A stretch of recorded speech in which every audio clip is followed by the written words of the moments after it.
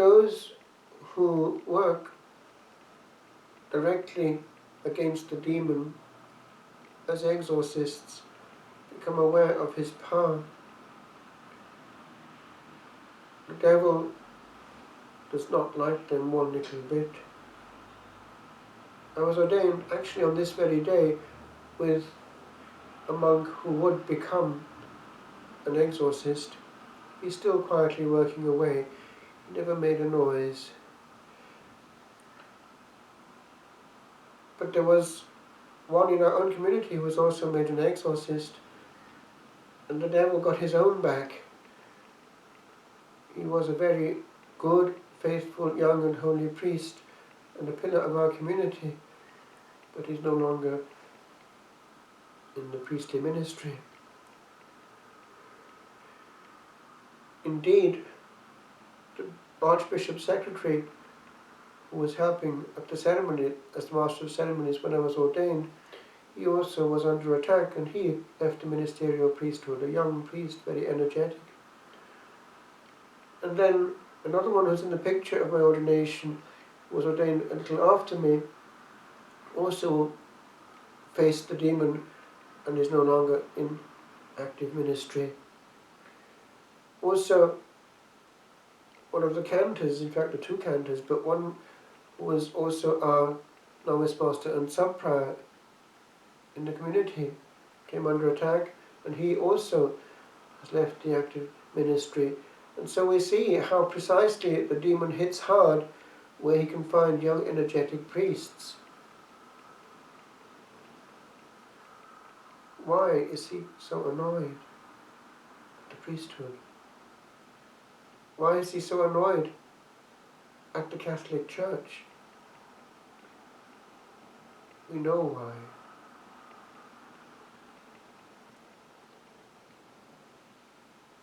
Why is the demon interested in souls?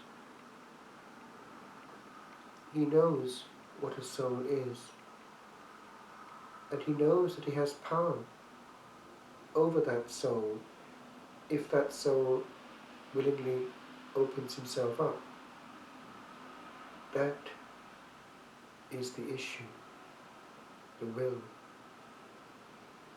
Just a little bit of saying yes. The demon has managed to recuperate for himself this day, Halloween. He loves and indeed needs blood and sacrifice. He gives power to his own. If they give his will, their will to him, and take on his will as their own, consciously or unconsciously, that is what they're doing, serving the wrong side. The result is that he's actually using even people in government and even in the church to do his work for him. And I was intrigued to find out that it had come out in exorcism that his best friends are priests who do his very work for him. And one has but to look around to see how that is happening. What can we do? On our part, we can be aware that we are actually safe if we refuse access to the will on any level, because starting to compromise is starting to give the will over, just a little at a time. So it is that we have to be faithful to what we see, and faithful to the one that we serve, and in the mode that he wants to be served. Because unfortunately that's part of the problem, that we can't see that we're depriving ourselves both of grace and of protection by not doing the divine will in the service of the one that we're trying to serve. It makes no sense.